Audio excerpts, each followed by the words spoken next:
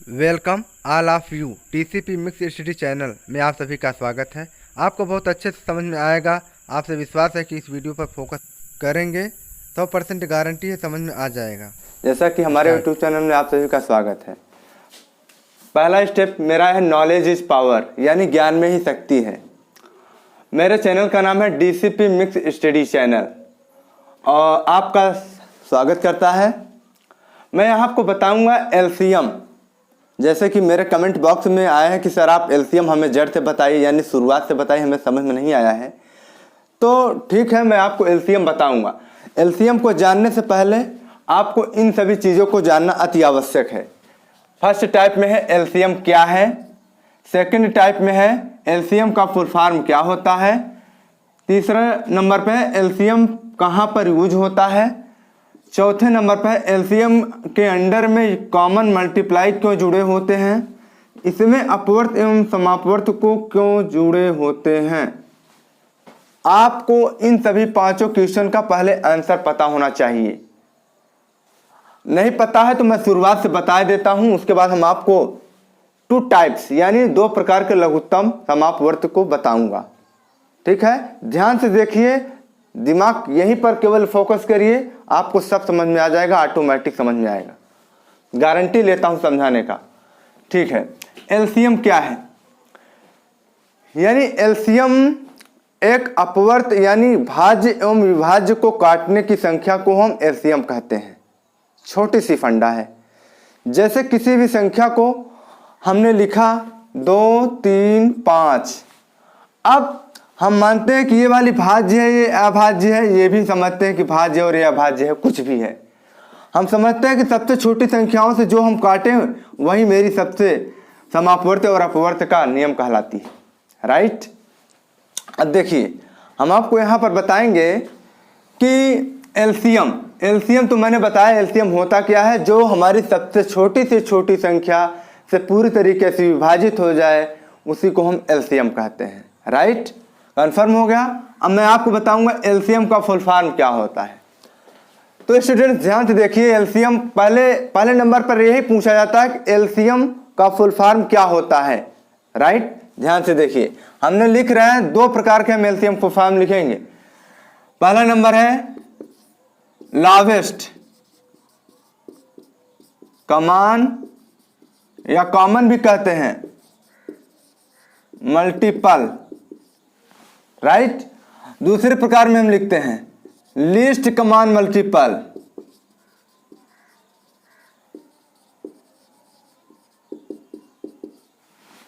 इसे हम लार्जेस्ट कमान मल्टीप्लाई भी कह सकते हैं और लीस्ट कमान मल्टीपल भी कह सकते हैं, चाहे जो आपको अच्छा पड़े सो करिए। इसको हिंदी में कहते हैं हम लघुत्तम समाप वर्तक, या हम वर्त भी कह सकते हैं, इसे हम वर्त भी कह सकते हैं। राइट, ठीक है, ये थोड़ा सा मिटाने वाला लेते हैं। जैसा कि हमारे आगे पीछे नीचे सब बैठे हैं स्टूडेंट, और स्टूडेंट को केवल एडवाइस ये की है, केवल देखेंगे, उनको बाद में समझा देंगे। हम चाहते हैं हमारे जितने भी ऑलरेडी अपने यूपी इंडिया में सभी लोग स्टूडेंट हैं, हमारी वीडियो पहले ध्यान से देखेंगे, जाहिर सी बात है समझ में आ जाएगी।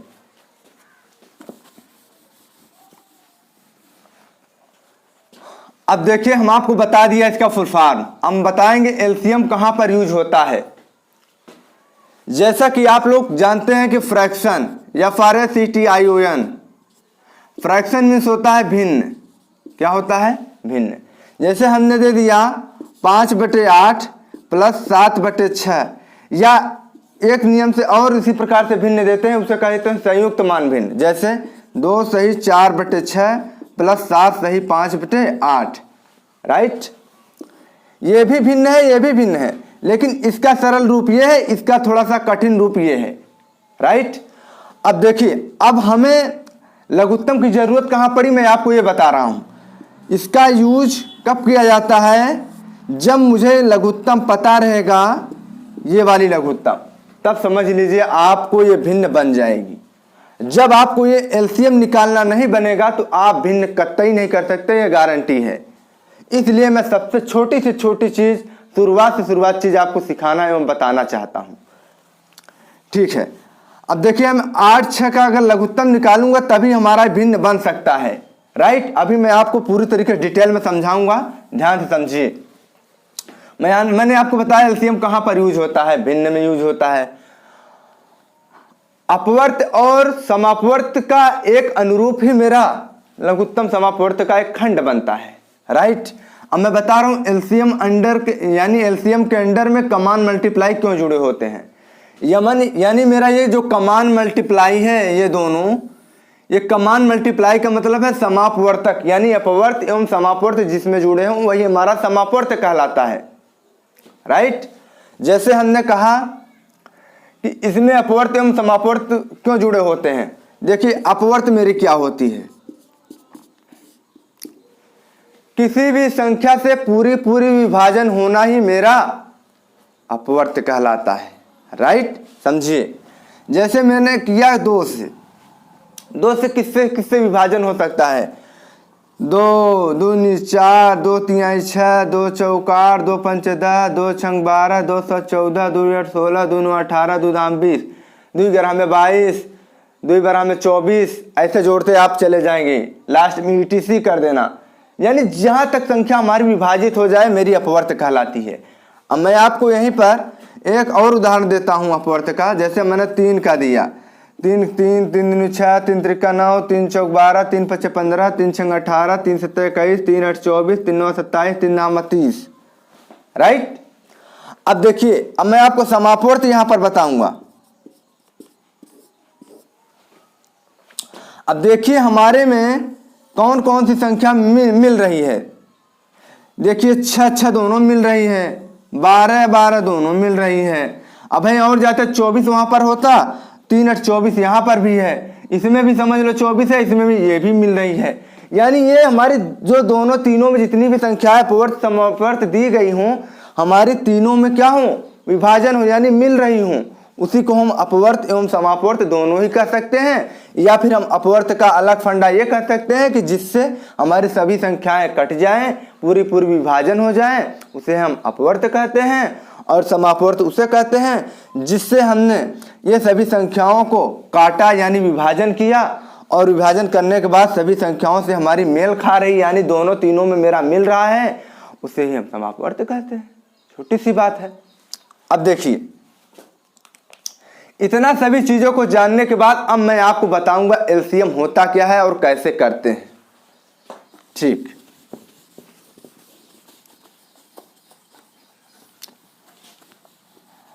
मुझे ये विश्वास है कि मैं जिस प्रकार से समझा रहा हूं अगर समझ में आ रहा है विद्यार्थियों को तो बहुत अच्छी बात है। ये हमारा समापवर्त था। राइट, इसको थोड़ा सा भद्दा दिख रहा था, इसको मैं मिटाकर साफ साफ लिख दिया हूं। मेरा समापवर्त को मैंने अभी बताया था यूज कहां होता है। जैसे मैंने किया 2 सही 6/9 प्लस 3 सही 7/8। अब देखिए इसको छोटा करते हैं, 9 दूनी 18, 18 6, 8 से 14, यानी 24, 24 बटे, ये बटे वाली संख्या है 9, प्लस का चिन्ह है तो प्लस, माइनस का चिन्ह है तो माइनस लगाओ। 8 3 24, 24 7, 7 4 11, यानी 31, 31 बटे 8। अब देखिए 9 8 का अभी हमें लघुत्तम निकालना पड़ेगा। हम लघुत्तम कब न निकालते, जब ये हमारी संख्या पूरी समान रहती, यानी ये हर वाली संख्या, इसे हम हर कहते हैं, इसे हम अंश कहते हैं ऊपर वाली को।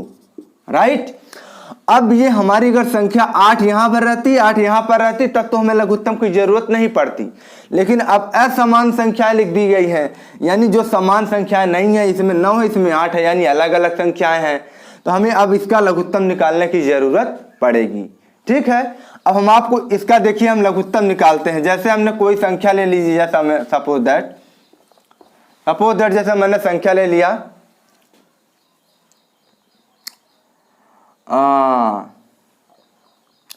28 और 35 का। राइट, अब देखिए हम आपको पहली मल्टीपल विधि सिखाएंगे, MULTIPLE, यानी गुणनखंड विधि।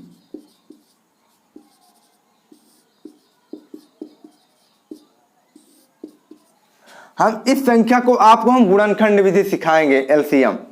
जाहिर सी बात है, ध्यान से देखिए, समझ में आ रहा होगा। हम देखिए 28 को अलग से करते हैं, इसको गुणा गुणा करके हम आपको लघुत्तम निकालना सिखाएंगे। ध्यान से देखिए, सब समझ में आएगा। दो प्रकार से होते हैं, यानी हमारा क्या होता है, टू टाइप्स एलसीएम। पहली विधि है ये मल्टीपल विधि, और दूसरी विधि है मेरी डिवाइडेशन विधि।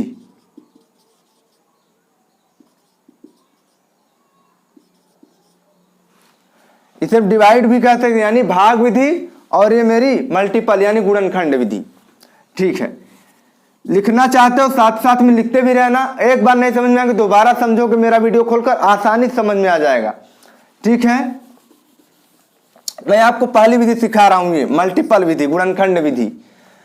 हमने 28 का पहले ले लिया, गुणनखंड किया, यानी हमने सबसे छोटी संख्या किससे कटेगी, ये 14 दूनी, यानी इसमें से इसमें गुणा करेंगे, हमारी यानी चाहिए यहाँ ऊपर वाली संख्या। 14 दूनी 28। अब इसको गुणा को हटाओ, अब मैं फिर से करता हूं, 7 दूनी 14, यानी हमने 7 से 2 में गुणा किए, 14 आया, 7 दूनी 14 आ गया। अब मेरा कितना आ रहा है, 1 सत्ते 7, यानी 1 में 7 से गुणा 7 में किया तो हमारा 7 ही आया, यानी ये मेरा क्या हो गया, लघुत्तम हो गया 28 का। अब देखिए हम 35 का इसका निकालिए, 35 का निकाल रहे हैं।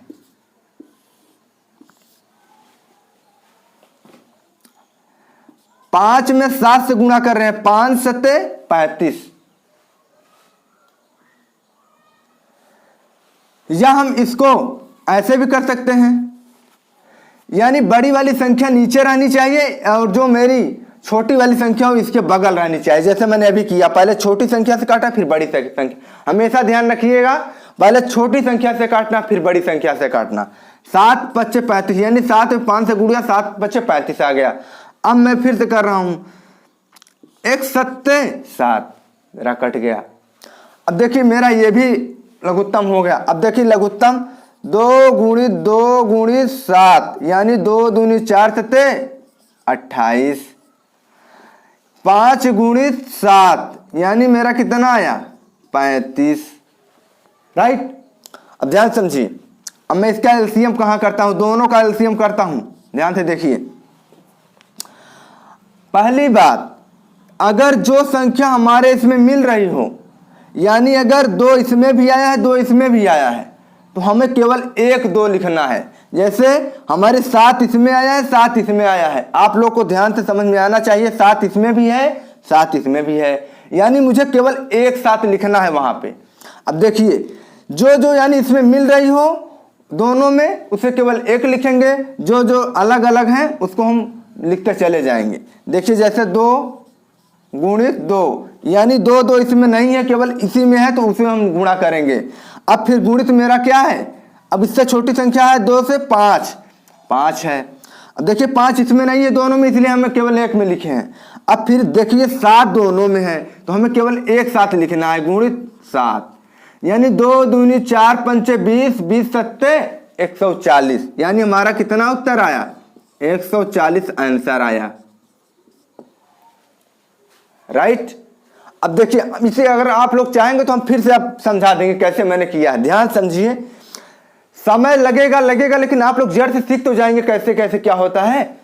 अब देखिए हमने आपको दिया 28 और 35 का एलसीएम निकालने के लिए, हम आपको मल्टीपल विधि यानी गुणनखंड विधि एलसीएम सिखा रहे हैं, यानी लार्जेस्ट कॉमन मल्टीप्लाई जिसे कहते हैं। अब देखिए मैं 28 का एलसीएम निकाल रहा हूं, यानी सबसे छोटी संख्या से हमें काटना चाहिए, यानी हम 14 में 2 से गुणा करें, 14 दूनी 28 आ गया है। अब 7 दूनी 14 आ गया है। अब 1 सत्ते 7 आ गया है, यानी हमने जो भी संख्या दिया काट के कर दिया, यानी इसमें से इसमें गुणा किया तो मेरा उत्तर आया, फिर इसमें से इसमें गुणा किया इतना आया, फिर इसमें से इसमें गुणा बताया इतना हो गया। उसके बाद हमने इसका ये गुणा किया 2 गुणित 2 गुणित 7, यानी 2 दूनी 4 सत्ते 28, मेरा इसका उत्तर आ गया। अब उसके बाद ये वाला मुझे करना है, ये तो हो गया, अब इसको कर रहे हैं। फिर मैंने 35 का किया, यानी जो भी छोटी वाली संख्या हो इससे पहले यहाँ काटना चाहिए। 7 पचे 35, 1 सत्ते 7, यानी 5 गुणित 7, ये हमने 5 गुणित 7 किया, इक्वल टू हमारा कितना आया 35। अब देखिए हम इसी का कर रहे हैं, कैसे हमने बताया था, यानी जो दोनों में हमारी संख्या मिल रही है उसको हम एक बार करते हैं, राइट। अब हमने एक बार किया, यहाँ पे ये वाली संख्या देखो 2 इसमें नहीं मिल रही है, तो हमारी यहाँ पर 2 गुणित 2 हो जाएगी। उसके बाद फिर मैंने कहा कि इससे जो और बड़ी हो, यानी 5 बड़ी है, मैंने 5 में गुणित में लिखा। फिर देखो ये संख्या और ये संख्या दोनों में मिल रही है, इसका मतलब केवल हमें एक संख्या यहाँ पर 7 लिख देना है। तो हम देखिए गुणा करते हैं, 2 दूनी 4, 5 20 सत्ते 140 आया है। अब देखिए इतना तो आप लोगों को समझ में आ गया होगा। हम आपको ये बताएंगे कि गुणनखंड विधि, यानी ये आपको गुणनखंड विधि सिखा चुके, अब आपको बताएंगे डिवाइडेशन विधि यानी भाग विधि। ध्यान से देखिए, आपको जरूर समझ में आएगा। इसी संख्या का हम आपको भाग विधि सिखाएंगे और आंसर आपका इतना ही आएगा। देखिए अब हम यहाँ पर हेडिंग डाल देते हैं भाग विधि, DEVIEDE बाई भाग विधि। अब आपको हम भाग विधि LCM बताएंगे, राइट। अब देखिए अभी तक हम इसको अलग अलग संख्याओं में लिखा करते थे, 28 का अलग करते थे, 35 का अलग करते थे, लेकिन अब हम इसी को एक में करेंगे, 28 और 35 को एक में करेंगे, ठीक है।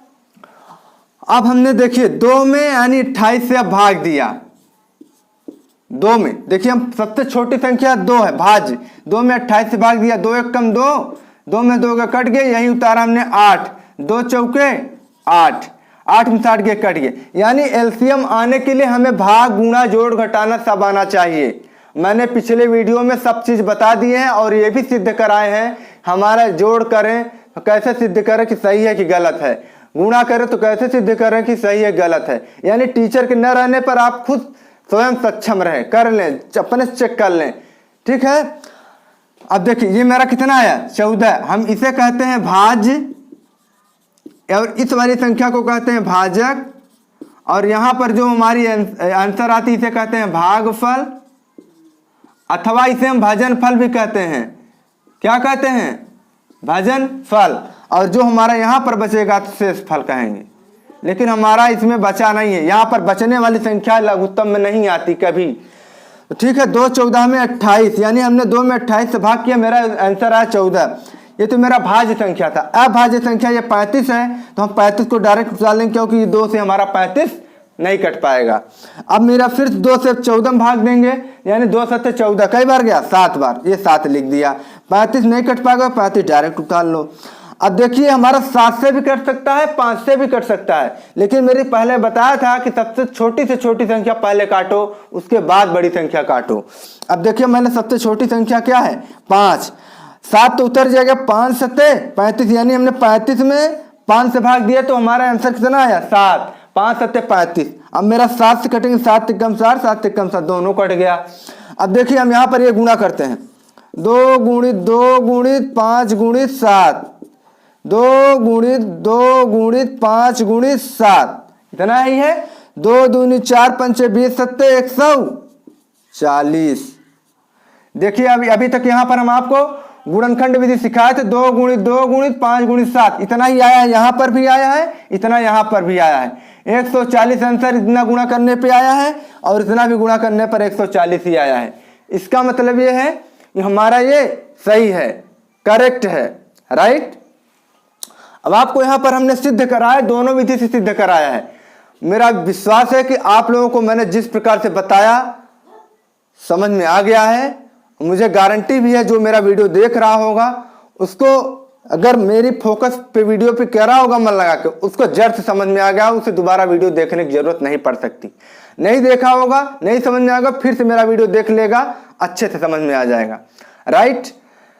अब देखिए मैं आपसे विश्वास करता हूं कि आपको जरूर समझ में आ गया होगा, और मैं लाइक करने के लिए नहीं ज़्यादा कर सकता, क्योंकि अगर आपको मेरी वीडियो पसंद आई हो, अच्छी लगी हो तो अपने आप लाइक करिएगा, नहीं तो मैं अपने से नहीं कहूँगा कि आप लाइक करिए।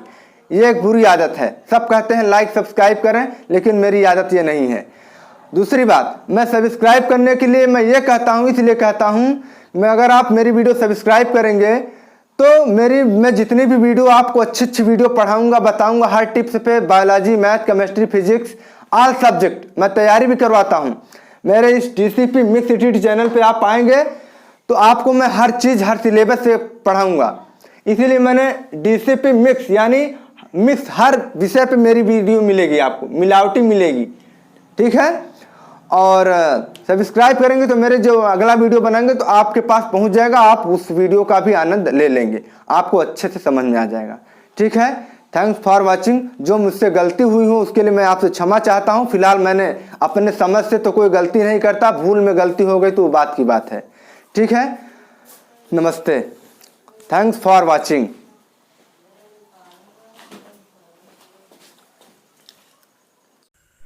हेलो दोस्तों, अगर मेरा वीडियो पसंद आया हो तो लाइक करें, विद्यार्थियों के पास शेयर करें और अंत में सब्सक्राइब करें। धन्यवाद।